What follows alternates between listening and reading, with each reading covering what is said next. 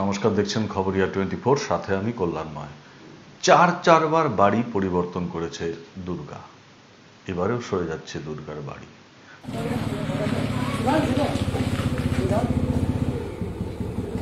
চলে গেল।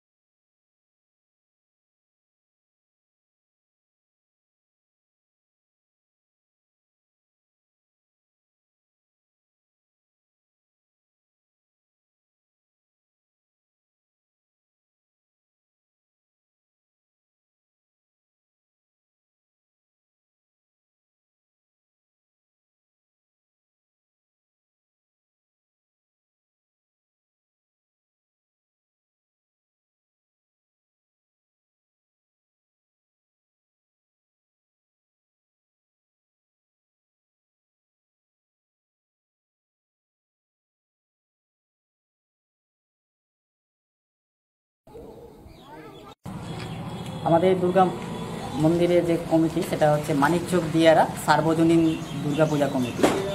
এটা আমাদের একটা ঐতিহ্যবাহী দুর্গাপূজা কমিটি, যেটা স্থাপিত হয়েছিল 1905 সালে, তৎকালীন পরাধীন ভারতবর্ষে। রাজেন্দ্র সিংহ যে বাবু ছিলেন, ওনার সহযোগিতায় এটা স্থাপিত হয়েছিল।